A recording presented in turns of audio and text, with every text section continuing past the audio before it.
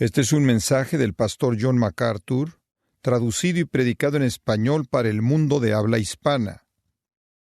¿Sería tan amable en abrir su Biblia conmigo al 6º capítulo de Mateo? Mateo capítulo 6. Estoy teniendo un tiempo maravilloso en mi propia vida, estudiando las bienaventuranzas, o más bien la oración del Señor, como fue con las bienaventuranzas. Creo que usted recordará, cuando cubrimos las bienaventuranzas, con qué profundidad nos involucramos en ese entonces. Estoy contento por informarle que el viernes pasado esa serie de las bienaventuranzas se volvió un libro titulado La vida en el reino aquí y ahora, y vamos a tenerlos aquí en cuestión de 2 semanas, y va a poder tener un libro de todos nuestros estudios en las bienaventuranzas en forma de libro.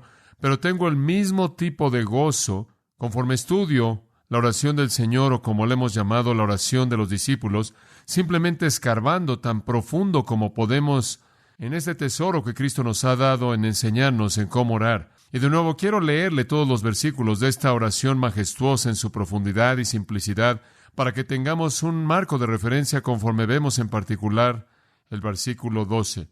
Vosotros pues oraréis así: Padre nuestro que estás en los cielos, santificado sea tu nombre, venga tu reino, hágase tu voluntad, como en el cielo, así también en la tierra. El pan nuestro de cada día, dánoslo hoy, y perdónanos nuestras deudas, como también nosotros perdonamos a nuestros deudores.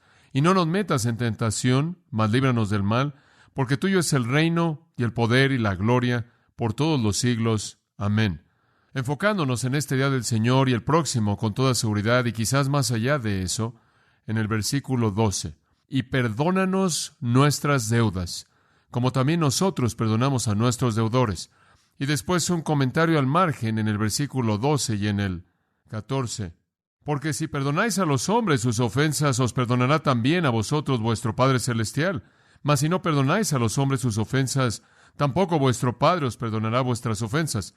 Esos 3 versículos, la afirmación en la oración y después en ese comentario al margen tan importante, y en ese comentario tan malentendido que nuestro Señor da en el versículo 14 y 15, van a ser el tema de nuestro estudio en los días venideros. El enfoque y la concentración del versículo 12 es el tema del pecado y su perdón. Y esa es una petición que toda alma necesita enfrentar como parte de su vida de oración. Con toda certeza, si usted piensa en esto, estará de acuerdo conmigo con que lo más esencial y lo más bendito y lo más difícil que Dios jamás proveyó para el hombre fue el perdón de pecado. Es lo más esencial porque nos mantiene lejos del infierno eterno y nos da gozo inclusive en esta vida. Es lo más bendito porque nos introduce a una comunión con Dios que sigue para siempre. Y es lo más difícil porque le costó al Hijo de Dios su vida en una cruz. Pero lo más esencial, lo más bendito y lo más difícil es el perdón de pecado. Es la necesidad más grande del corazón humano. El pecado tiene un efecto doble, generalmente, y eso es que condena a los hombres para siempre. Ese es su efecto futuro. Su efecto presente es que le roba a los hombres de la plenitud de vida al traer a su conciencia una culpabilidad que no es aliviada. Y entonces, conforme enfrentamos el problema del pecado, enfrentamos el hecho de que el pecado trae consecuencias inmediatas, culpabilidad y la pérdida de significado, paz y gozo y vida, y la consecuencia futura que el pecado trae condenación eterna.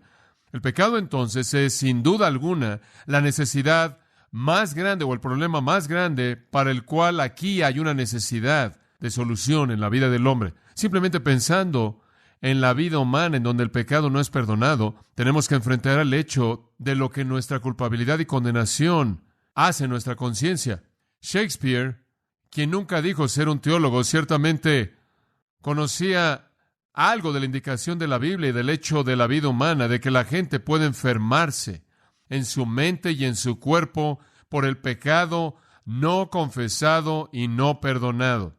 Me acuerdo como un niño viendo Macbeth y aprendiendo de la lucha y la angustia y la ansiedad en el corazón de Lady Macbeth por el homicidio de Duncan.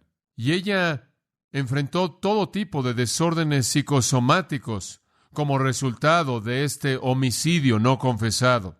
Y Macbeth llamó a un médico y le dijo estas palabras, o más bien el médico le dijo a Macbeth estas palabras: no tan enferma, señor mío, como más bien que ella está turbada por problemas que la mantienen alejada de su descanso. En otras palabras, el médico le dijo a Macbeth que el problema de ella estaba en su mente. Y Macbeth entonces le preguntó al doctor con estas palabras, una afirmación clásica: ¿acaso usted no puede ministrar a una mente enferma? Saque de la memoria una tristeza arraigada, levante los problemas escritos del cerebro y con algún antídoto suave limpiar el seno de ese peligro que carga el corazón. Y ningún médico puede hacer eso. William Sadler dijo, y cito: una conciencia limpia es un gran paso hacia proteger la mente en contra de ser neurótico. Fin de la cita. John R. W. Stott, en su pequeño libro Confiesa tus pecados, cita al jefe de un gran hospital británico como habiendo dicho, y cito: yo podría deshacerme de la mitad de mis pacientes el día de mañana si estuvieran seguros del perdón. Fin de la cita. El perdón es la necesidad más profunda del hombre ahora y en el futuro para la salud y para el cielo. De esta manera, la primera petición relacionada con el alma del hombre aquí está en esta oración. Las primeras tres peticiones: santificado sea tu nombre, venga tu reino, hágase tu voluntad como en el cielo, así también en la tierra, se relacionan con Dios. Las últimas tres peticiones se relacionan con los hombres. El pan nuestro de cada día, dánoslo hoy. Perdónanos nuestras deudas, como también nosotros perdonamos a nuestros deudores. Y no nos metas en tentación, mas líbranos del mal. Pero la primera de las últimas tres es para sustento físico. El pan nuestro de cada día, dánoslo hoy. Y mientras que solo hay una petición para la vida física, hay dos para lo espiritual, porque es mucho más importante. Pero lo físico, en primer lugar, es necesario. No podemos vivir nuestros principios espirituales a menos de que estemos vivos físicamente. Entonces, primero nuestras necesidades físicas son satisfechas en el versículo 11, y después llegamos a lo espiritual. La primera petición y la más básica por parte del hombre interno es por el perdón de pecados. Esta es la necesidad espiritual más profunda del hombre. Ahí es donde el hombre y Dios en primer lugar deben encontrarse.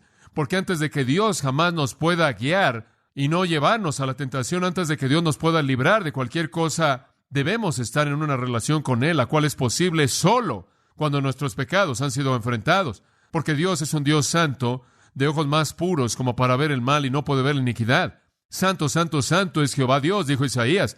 Y no hay manera en la que un Dios absolutamente santo pueda entretener en su presencia una relación con hombres impíos, pecaminosos.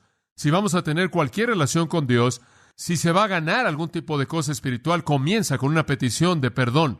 Y usted notará que en el versículo 12, perdónanos se menciona 2 veces, en el versículo 14, perdonar se menciona 2 veces, y en el versículo 15, perdonar es mencionado 2 veces de nuevo. 6 veces vemos el enfoque y el tema, el perdón de pecados. Ahora, recuerde, como hemos aprendido, que esta oración básicamente se enfoca en Dios. Es una oración que tiene la intención de glorificar a Dios. Comienza con la paternidad de Dios, Padre nuestro que estás en los cielos, y después la prioridad de Dios, santificado sea tu nombre, y después el programa de Dios, venga tu reino, y después el propósito de Dios, hágase tu voluntad, y después la provisión de Dios, el pan nuestro de cada día, dánoslo hoy. Y ahora el perdón de Dios, perdónanos nuestras deudas, seguido de la protección de Dios y no nos metas, y después la preeminencia de Dios, porque tuyo es el reino. Todo se enfoca en Dios y ahora llegamos al enfoque del perdón de Dios para nuestros pecados. La naturaleza misma de la oración, amados, ahora escucha esto, es que estamos reconociendo una dependencia total de Dios.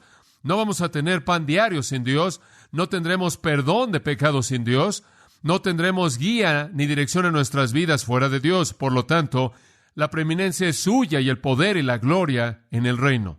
Nos estamos enfocando en Dios. Y entonces llegamos en el versículo 12 en nuestras oraciones, de manera rutinaria, a hablarle a Dios del tema del perdón de pecado. Ahora, hay 4 principios que quiero darle esta mañana y 4 palabras que estaremos explicando. Únicamente explicaremos las primeras 2 y la próxima semana seguiremos a partir de ahí. Pero hay 4 principios que encaran estas 4 palabras. Quiero darle los principios y después extraeremos las palabras y las veremos específicamente. Principio número 1. Estos son los 4 principios que veo en el enfoque del texto, de este texto. Número 1, el pecado hace que el hombre sea culpable y trae juicio. El pecado hace que el hombre sea culpable y trae juicio. Eso es bastante básico. Creo que cualquiera de nosotros que somos cristianos o que hemos estado involucrados en la enseñanza de la palabra, sabemos que eso es verdad. El pecado nos hace culpables y trae juicio. Ese realmente es el meollo, ¿no es cierto? Ese es el dilema humano. El hombre es un pecador y ese es su problema. Ahora, la Biblia dice que el pecado es transgresión. El pecado es transgresión, es romper la ley de Dios, es violar el estándar de Dios. La Biblia dice en 1 de Juan 3:4 que el pecado es transgresión de la ley. En Romanos 3:19 dice que por lo tanto somos culpables delante de Dios. Quebrantamos sus leyes, nos volvemos culpables. Y después en Romanos 6 dice, debido a que somos culpables, la paga de nuestro pecado, la paga o la sentencia es muerte. Entonces el hombre es un pecador porque es transgresor. Él rompe las leyes de Dios. Al romper las leyes de Dios se vuelve culpable y el juicio por su culpabilidad es muerte. Entonces el pecado nos hace culpable y trae juicio. Todos los hombres sobre la faz de la tierra están en juicio delante de Dios por el pecado de ellos. Segundo principio, muy simple, pero quiero que lo entienda. El perdón es ofrecido por Dios en base a la muerte de Cristo. El perdón es ofrecido por Dios en base a la muerte de Cristo. Ese es el segundo principio simple que necesita entender para entender este pasaje. Dios es un Dios santo y Dios ve al hombre pecaminoso, a la mujer pecaminosa, a una sociedad pecaminosa, pero Dios también es misericordioso, amoroso, perdonador. Entonces el perdón es ofrecido al hombre pecaminoso. Aunque es culpable y merece el juicio, Dios es un Dios perdonador. La Biblia dice que Él ya no se acordará de nuestro pecado. Él pasará por alto nuestras iniquidades, Él las sepultará en las profundidades del mar, Él las alejará tan lejos como está el este del oeste. A lo largo de los profetas y los apóstoles de las Escrituras está esta promesa incesante de que Dios es un Dios de perdón. Él quiere perdonarnos nuestros pecados. Ahora, Él no nada más puede hacer eso. Él tiene que tomar la paga por nuestros pecados y llevarla a su plenitud.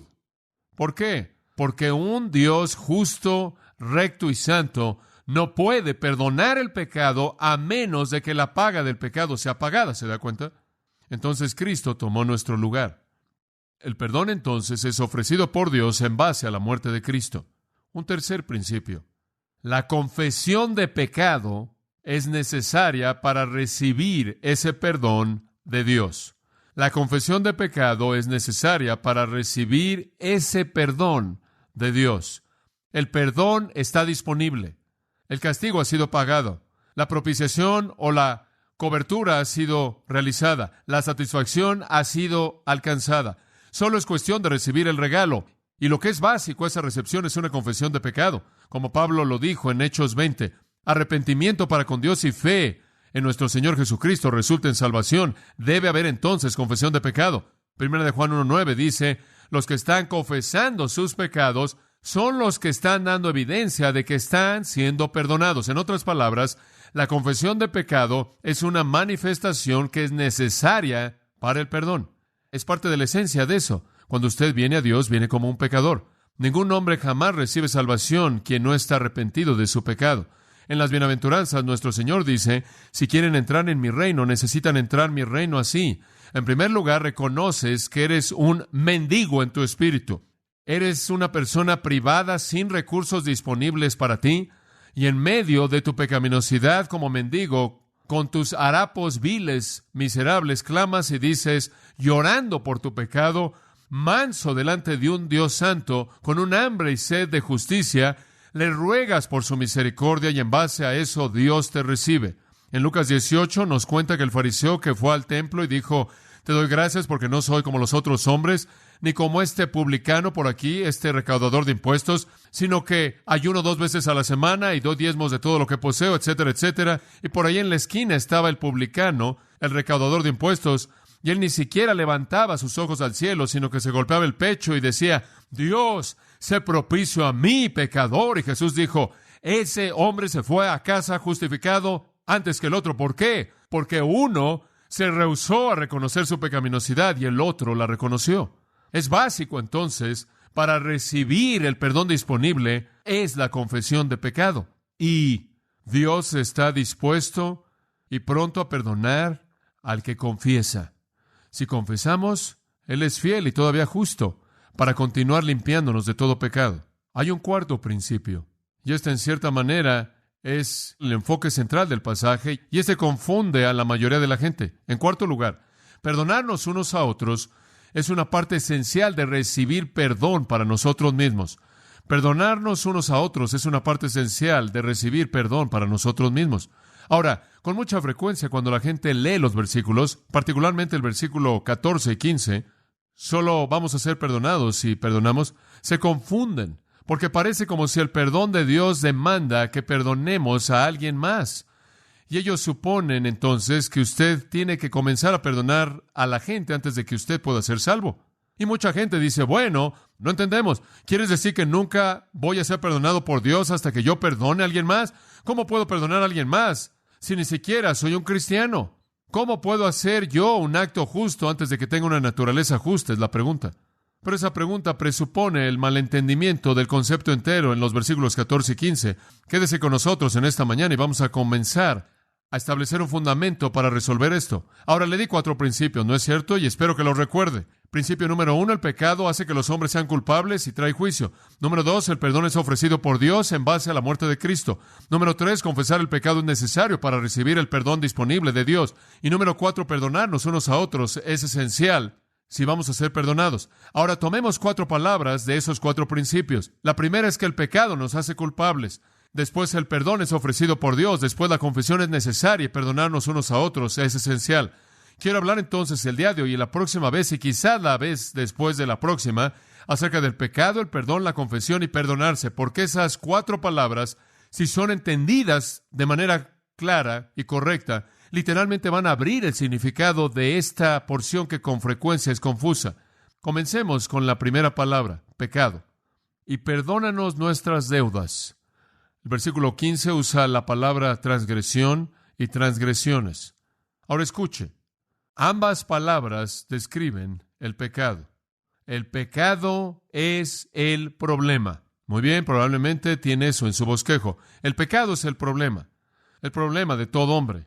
El hombre es pecaminoso. Permítame mostrarle Romanos capítulo 3 por un momento, y esto es muy elemental, pero muy necesario, y voy a edificar sobre esto, creo yo, algunas cosas que quizás no ha visto antes. Romanos capítulo 3, versículo 10. Como está escrito, no hay justo, ni aún uno. Y el Señor colocó la última parte ahí porque tan cierto como usted ha nacido, si hubiera dicho, no hay justo, alguien habría dicho, ¿cómo? Excepto yo. Y entonces el Señor dice, no hay justo. No, ni siquiera usted, ni uno. Versículo 12. Todos a una se desviaron. Esto es, todos se han alejado, se han desviado del camino de justicia. Todos se han hecho inútiles, y la palabra griego significa agriarse como leche agria. No hay quien haga lo bueno, no, ni siquiera usted, nadie. Versículo 19. Ahora sabemos que lo que la ley dice, lo dice a aquellos que están bajo la ley, para que toda boca sea detenida. En otras palabras, no hay defensa, no tiene nada que decir para justificarse a sí mismo, y para que el mundo entero sea culpable delante de Dios. Versículo 23, por cuanto todos pecaron y están destituidos de la gloria de Dios. Capítulo 4 procede a decir, en Adán todos han muerto, y el pecado ha pasado a todos ellos. Y el punto es este, toda persona es confirmada en pecado. Toda persona. El pecado distorsiona toda relación en la esfera humana. El pecado causa un caos cósmico. El pecado espera atacar a todo bebé que nace en el mundo. David dijo, en pecado me concibió mi madre. Y la Biblia nos dice que la iniquidad comienza inclusive desde el momento en el que uno nace. El pecado es el monarca del mundo que gobierna el corazón de todo hombre. El pecado es el primer señor del alma. El virus del pecado ha contaminado a todo ser vivo. El pecado es el poder degenerativo en la vida humana que hace que el hombre sea susceptible a la enfermedad y a la muerte y al infierno. El pecado es el culpable en todo matrimonio quebrantado, todo hogar con problemas, toda amistad despedazada, todo argumento, todo dolor, toda tristeza, toda angustia y toda muerte. El pecado, el común denominador. No es sorprendente que en las Escrituras, en Josué 7:13, dice el pecado es eso maldito. Es comparado al veneno de serpientes, es comparado al hedor de la muerte y trágicamente desde el punto de vista de los recursos humanos, nada, absolutamente nada puede ser hecho con ello. Jeremías dijo, ¿mudará el etíope su piel y el leopardo sus manchas? Ustedes tienen tanta posibilidad de hacer bien, quienes están acostumbrados a hacer mal. Es desesperanza. El pecado domina la mente. Romanos 1:21. Los hombres tienen una mente reprobada, una mente entregada a la maldad y a la lujuria. El pecado domina la voluntad. Jeremías 44. Los hombres quieren hacer el mal porque su voluntad está controlada por el pecado. El pecado domina las emociones y los afectos. Juan 3. Aman las tinieblas más que la luz. La mente, la voluntad, los afectos, las emociones, todo dominado por el pecado. El pecado trae a los hombres bajo el control de Satanás. En Efesios capítulo 2 dice, los hombres son guiados por el príncipe de la potestad del aire, el espíritu que ahora opera en los hijos de desobediencia. El pecado trae a la gente bajo la ira divina. Se vuelven hijos de ira, dice Efesios 2:3. Se convierten en el objetivo del juicio de Dios. El pecado hace que la vida del hombre sea totalmente miserable. Job dice en el capítulo 7, versículo 7, el hombre nace para los problemas, así como vuelan las chispas al aire. Isaías 54:21 dice que no hay paz para los impíos. Romanos 8:20 dice que la criatura está sujeta a vanidad. Entonces la vida entera del hombre está afectada por el pecado. Esos 50 millones que mueren anualmente enfrentan la consecuencia definitiva del pecado. Entonces el hombre tiene un problema profundo, muy profundo. El pecado es su problema, y es un problema más profundo que su necesidad para pan o cualquier otra cosa. Y entonces dice nuestro Señor que cuando usted ora, debe orar en relación a su petición con su pecaminosidad. Debe ser traído antes de Dios porque es su necesidad más profunda. Debe ser enfrentada, ¿se da cuenta?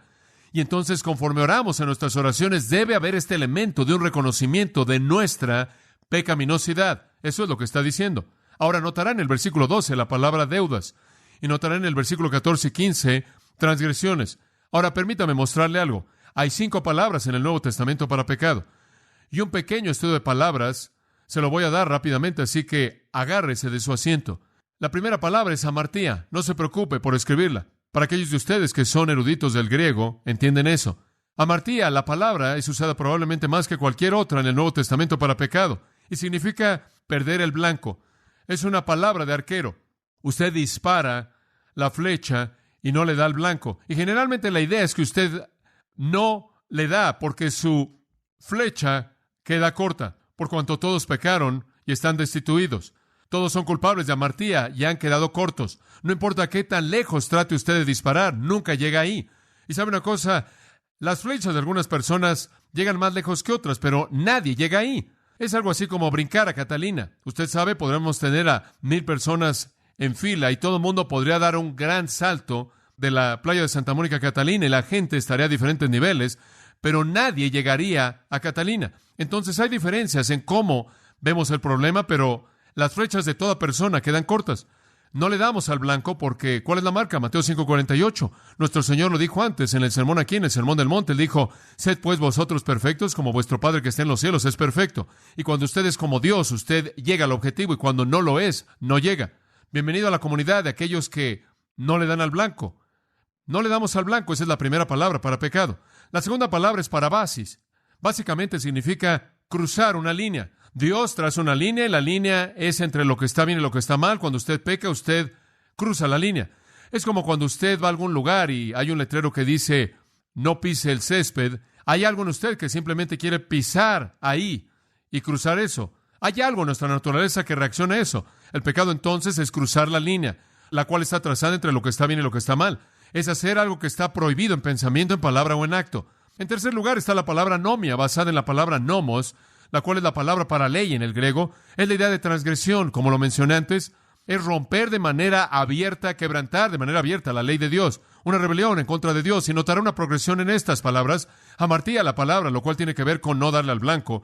Habla más de nuestra incapacidad básica, nuestra naturaleza. Simplemente no le podemos dar, quedamos cortos. Habla de la incapacidad de nuestra naturaleza. La segunda palabra, parábasis, es la idea de que cruzamos la línea. Simplemente no podemos restringirnos a nosotros mismos de entrar al área prohibida.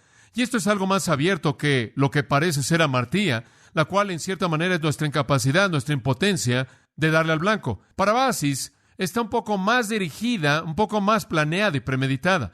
Pero cuando usted llega a anomia, esa rebelión abierta en contra de Dios, entonces usted ve una pequeña progresión en estos términos. Este es el hombre que quiere patear en contra de la autoridad. Este es el hombre que no quiere que Dios le pida nada. Él quiere salirse y hacer lo que quiere. Siempre pienso acerca del soldado antiguo ahí en la obra de Kipling titulada Mandalay, quien dijo: envíenme a algún lugar al este del Suez, en donde lo mejor es como lo peor, en donde no hay 10 mandamientos y donde puedo yo hacer lo que quiera. Digo, él no quería tener nada que ver con Dios, con los estándares de Dios, y él se rebeló de manera violenta en una reacción. Y entonces usted puede ver una severidad que se incrementa en esos términos, aunque todo el pecado puede ser clasificado con todos esos términos. Pero llegamos después a las dos palabras que se usan aquí. En primer lugar, versículo 14 y 15, la palabra transgresiones, paraptoma, significa caer, y de nuevo es algo así como amartía. Parece enfatizar nuestra incapacidad, simplemente queremos resbalarnos. Digo, caemos. En Gálatas 6:1, si un hermano es sorprendido en alguna falta, restaurarle en amor. Usted, en cierta manera, no lo puede evitar. Digo, tarde o temprano usted va a caer en algún pecado. El pecado es resbalarse. La idea de paraptoma es la pasión del momento, o la lujuria del momento, o la pérdida de dominio propio en el momento en donde usted simplemente se resbala. Eso es paraptoma. Esa es otra palabra para el pecado. No es tan abierta quizás como parabasis o anomia, pero después finalmente llegamos a la palabra en el versículo 12. Esa es la palabra deuda, o pheleima. Y ¿sabe una cosa? Esa es una palabra muy, muy interesante. Solo es usada aquí. Y creo que en Romanos 4, las únicas 2 veces que jamás es usada como un nombre, la forma del verbo es usada muchas veces. Es una palabra que no es familiar para nosotros en términos de pecado, pero le voy a decir algo muy interesante. Su forma verbal es usada 30 veces, 25 veces en un sentido moral, y significa deber una deuda. 5 veces en el Nuevo Testamento es usada de una deuda monetaria. 25 veces es usada de una deuda moral. La idea es que el pecado es una deuda. Cuando usted peca, usted le debe a Dios una consecuencia por su pecado. Usted le debe esa deuda. Usted ha violado la santidad de Dios y le debe a Él por ello. Algo así como la idea cuando le dice a sus hijos: haz eso y vas a ser disciplinado. Lo vuelves a hacer y vas a recibir 2. Y lo siguen haciendo y ya han acumulado varias. Y entonces tienen una deuda que pagar. En un sentido, eso es lo que Dios está diciendo, que el pecado se convierte en una deuda. Cuando usted viola la santidad de Dios, el registro se lleva acerca de su deuda, y ya para cuando usted termina, nos dice en Apocalipsis, en el juicio del gran trono blanco, Dios va a juzgar a los impíos a partir de los libros. ¿Ha leído eso? ¿Qué libros? Los libros que son el registro de la deuda que deben, que no ha sido pagada, y son sentenciados a un infierno eterno para pagar la deuda. ¿Se da cuenta? El pecado es una deuda. Le podría parecer interesante el saber que entre los rabinos y los judíos del día de Mateo, la palabra más común que se usaba en referencia al pecado es la palabra koba, la cual es una palabra aramea, y hablaban arameo, era el idioma del día común en la época, no el griego en el que está escrito, y entonces koba era el término más común judío para el pecado, y koba significa una deuda, porque para un judío la responsabilidad primordial en la vida era obedecer a Dios, y cuando usted desobedecía a Dios, le debía usted a Dios por su desobediencia. Y entonces el judío pensaba en términos de eso. Ahora, cuando usted va a Lucas y usted lee acerca de la oración de los discípulos, Lucas no dice perdónanos nuestras deudas, él dice perdónanos nuestras transgresiones o nuestros pecados, porque él habla quizás de una manera más clásica. Pero aquí Mateo, con su orientación judía, se enfoca en este concepto de deuda, porque él conoce a su audiencia judía y sabe que realmente van a entender esto. Le debemos una deuda. El pecado entonces es una deuda a Dios. De todas las cosas que hemos visto, todas las 5 palabras resumen lo que realmente clasifica y categoriza el pecado. Arthur Pink dice, así como es contrario a la santidad de Dios, el pecado es una contaminación, una deshonra, nos mancha. Así como es una violación de su ley, es un crimen. En cuanto a la culpabilidad que nosotros incurrimos, es una deuda. Como criaturas, debemos una deuda de obediencia a nuestro hacedor y gobernante. Y a través de nuestra propia desobediencia abierta, hemos incurrido en una deuda de castigo, y es por esto que imploramos un perdón divino. Fin de la cita. En otras palabras, le debemos a Dios una deuda tan grande debido a nuestro pecado incesante que nunca podremos pagar esa deuda. ¿Sabe eso? Nunca podremos pagar la deuda. Es como el siervo infiel que le debía tanto que nunca podía pagarlo en su vida entera. No podemos pagar la deuda. No podemos pagarla, y ese es precisamente nuestro problema. Somos pecadores que le deben una deuda que es tan monstruosa, tan inconcebible, que no podemos pagarla. Nunca podrá ser hecha. Y amados, si usted llega a Dios, usted debe llegar a Dios en términos de reconocer esa deuda. Es correcto. Inclusive Pedro dijo, apártate de mí porque soy un hombre pecador, Señor. Inclusive Pablo dijo, yo soy el primero de los pecadores. Escuche, Jesús enseñó a todos los hombres en todo lugar a orar esta oración, perdónanos nuestras deudas, y al hacer eso, Él presentó la universalidad del problema del pecado. Si todos los hombres deben orarla, entonces todos los hombres deben admitir que es su problema. Y esa es la razón por la que el Espíritu Santo vino al mundo en Juan 16 para convencer al mundo de pecado, porque somos pecadores. Cualquier hombre que enfrenta honestamente la realidad de quién es Él, no puede evitar el estar consciente de su deuda con Dios y su necesidad de ser perdonado. Somos pecadores. Eso nos lleva a la segunda palabra, perdón. Si el pecado es el problema, el perdón es la provisión. ¿No le da gusto eso? El perdón es la provisión. ¿Qué dice en el versículo 12? Perdónanos nuestras deudas, perdónanos. Y noten de nuevo la naturaleza colectiva de la oración, el nosotros en lugar del yo, incluyendo al resto de los creyentes. Hay un sentido de comunidad aquí. Todos estamos en el mismo problema, perdón. ¡Oh, qué realidad tan maravillosa! Pero ¿entiende usted realmente lo que es el perdón? Ahora esta es la parte a la que en cierta manera hemos querido llegar. ¿Qué es el perdón? ¿Sabe lo que es? ¿Qué significa que Dios lo perdone a usted? ¿Recuerda usted nuestro segundo principio? El perdón está disponible ¿en base a qué? A la muerte de Cristo. Bueno, hablemos entonces de lo que es el perdón. Básicamente el perdón, se lo voy a tratar de explicar de la manera más simple que pueda, desde un par de ángulos. El perdón es pasar por alto nuestro pecado. Es Dios borrando nuestro pecado del registro. Es Dios liberándonos del castigo y la culpabilidad. Esencialmente se encierra en lo que Miqueas 7, 18 y 19 dice: ¿quién es un Dios como tú que perdona la iniquidad y pasa por alto el acto rebelde del remanente de su posesión? Él no retiene su enojo para siempre, se deleita en amor incambiable. Sin embargo, Él volverá a tener compasión de nosotros. Él pisará nuestras iniquidades. Sí, tú arrojarás todos sus pecados en las profundidades del mar. ¿No es eso maravilloso? El Antiguo Testamento dice que Él no se acuerda más de nuestros pecados. Él pasa por alto nuestros pecados. Permítame resumirlo en 4 afirmaciones simples. El perdón es quitar nuestro pecado, cubrir nuestro pecado, borrar nuestro pecado y olvidar nuestro pecado. Quitar nuestro pecado. ¿Por qué? Isaías 53:6. Él ha tomado la iniquidad de todos nosotros y la ha colocado sobre Él, ¿verdad? Él ha quitado nuestro pecado y entonces significa que Él ha cubierto nuestro pecado. Salmo 85:2. Tú has cubierto todo su pecado. Y Él ha borrado nuestro pecado. Isaías 43:25. Me encanta este versículo. Yo soy el que borra tus transgresiones. Y después Él olvida nuestros pecados. Él no se acuerda más de ellos. Dios literalmente elimina nuestro pecado. ¿Entiende esto usted?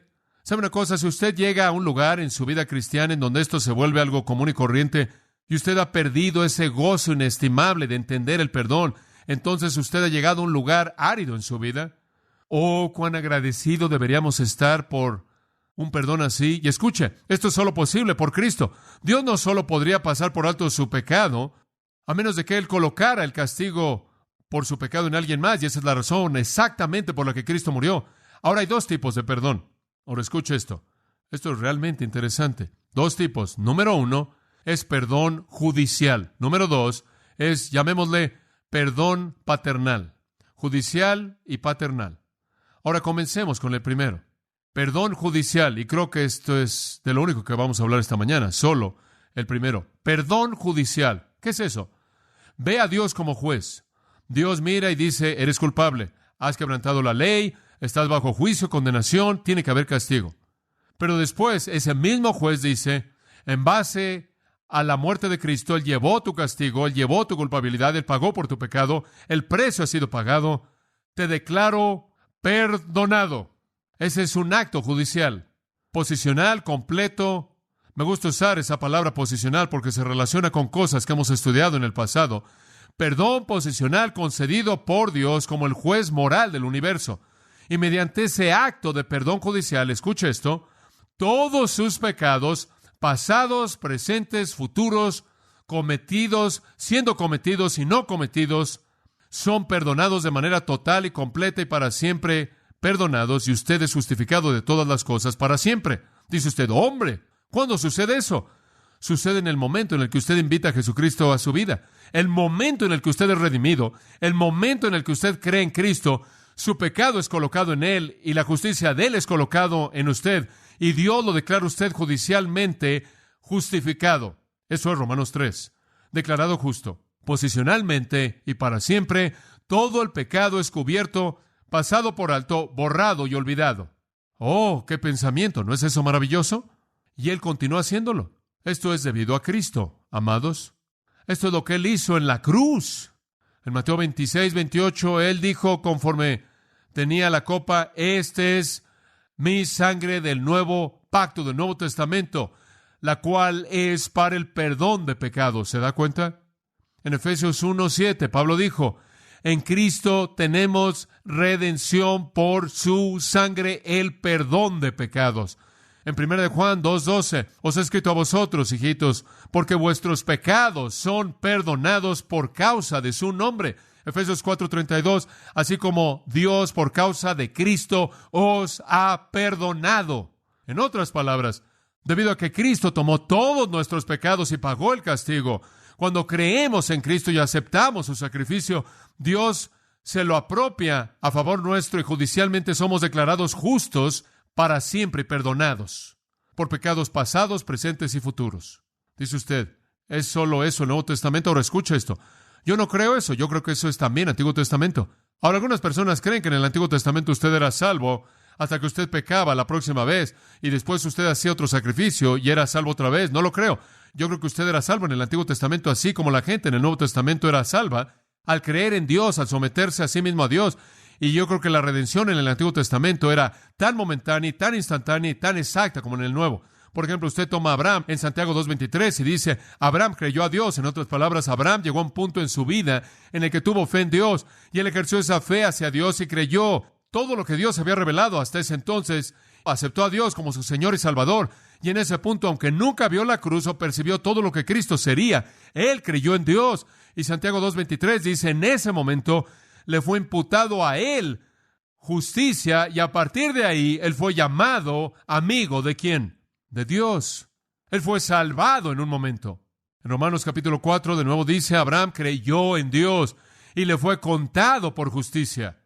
Y al que cree en aquel que justifica, al impío su fe le es contada por justicia. Él creyó y le fue contada por justicia. Y a partir de ahí dice en el mismo capítulo, bienaventurados son aquellos cuyas iniquidades son perdonadas, cuyos pecados son cubiertos. Bienaventurado el varón a quien el Señor no imputará pecado. A partir del momento en el que Abraham creyó, y de ahí en adelante a lo largo de su vida, Dios nunca le volvió a imputar pecado a él, porque sus pecados fueron colocados en Cristo, así como los de usted. Somos post-Cristo, él fue pre-Cristo, pero todos los pecados de todos los santos de todas las épocas, en el momento en el que creyeron, fueron colocados en Cristo. Cristo es el ápice de la historia. Sea que usted haya vivido en la parte de adelante o de atrás, Él llevó sus pecados. Y mediante un acto de fe, en ese punto, la redención de Cristo, el valor de la redención de Cristo fue aplicado a ellos. El Salmo 103 dice que Dios es el que perdona todas nuestras iniquidades y sana todas nuestras enfermedades.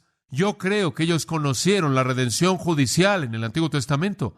Y yo creo que los pecados de ellos fueron clavados en la cruz, tanto como los nuestros, cuando creyeron en Dios. Escuche esto. Colosenses 2:13. Oh, es una ilustración fabulosa, fabulosa. Es el retrato de que Dios ha mantenido este registro en sus libros de los que le hablé. Y a lo largo de nuestras vidas, Él escribe el registro de nuestros pecados. Y la deuda crece y crece y empeora y empeora y empeora y empeora. Y no hay capacidad en nuestras vidas para pagar la deuda en absoluto. Y toda esa deuda está ahí registrada. De pronto Cristo va a la cruz y usted lee en Colosenses 2:13, y a vosotros, estando muertos en vuestros pecados, en la incircuncisión de vuestra carne, esto es, estaban muertos, no podía haber hecho nada por sus pecados, no tenían esperanza, habéis sido hecho vivos con Él. Ahora observe esto. Se os perdonó todas las transgresiones y después esta imagen fabulosa, borrando el escrito de ordenanzas que estaba en contra de vosotros, escuche, y clavándolo a la cruz, Él lo quitó. ¿Sabe una cosa? Cuando ellos crucificaban a un criminal, lo crucificaban colocando en la parte de arriba de la cruz el registro de sus crímenes. Lo clavaban ahí para que el mundo viera por qué estaba siendo crucificado. El apóstol Pablo está diciendo esto, una gran verdad. Cuando Jesús murió en la cruz, Dios arrancó todas las páginas de los libros que le pertenecían a todos los que creerían a lo largo de la historia, las colocó juntas, las clavó en la cruz como si fueran los crímenes de Jesús. Y cuando Jesús murió, Él pagó el pago de todo crimen que fue clavado a su cruz. Y Dios los borró todos. ¿Se da cuenta? Eso es perdón judicial. O el saber que, en últimas, y por todos los siglos hemos sido perdonados en Cristo, es gozo tremendo, ¿no es cierto? Ricardo III, Shakespeare, él dice, mi conciencia tiene varios miles de lenguas y toda lengua, varios cuentos y varios cuentos me condenan a mí. Fin de la cita. Si usted es cristiano, usted no tiene que decir eso, ¿verdad? Usted puede decir con Pablo en Romanos 8, ¿quién es el que condenará? ¿Dónde está? ¿Quién me condena? Dios el justificador, en otras palabras, si Dios es la corte más elevada en el universo y Él me declara justo, ¿quién me va a condenar? Nadie. Por lo tanto, nada me separará del amor de Cristo. Nada en absoluto. Quiero cerrar al mostrarle un texto más. Hebreos 10. Uno de mis pasajes favoritos. Espero que sea uno de sus favoritos también. En Hebreos 10, el escritor está comparando el sistema sacrificial de Israel con el sacrificio de Cristo. Y quiero que observe el versículo 10 de Hebreos 10. Él dice, somos santificados, allá abajo, somos santificados mediante la ofrenda del cuerpo de Jesucristo de una vez por todas. Deténgase ahí por un momento. Santificado significa ser hecho puro, ser hecho santo, apartado, separado. Somos hechos santos, somos apartados por el único sacrificio de Cristo. Oh, escuchen esto. Usted no tiene que repetirlo. Cuando Él murió y creímos, su sacrificio fue suficiente. Él dijo en la cruz, tetelestai, consumado es. Somos santificados, apartados del pecado a Dios, el cual es un participio perfecto en el griego con un verbo finito. Es la manera más fuerte posible en el lenguaje griego para mostrar el estado permanente continuo de la salvación que emana de un gran acontecimiento.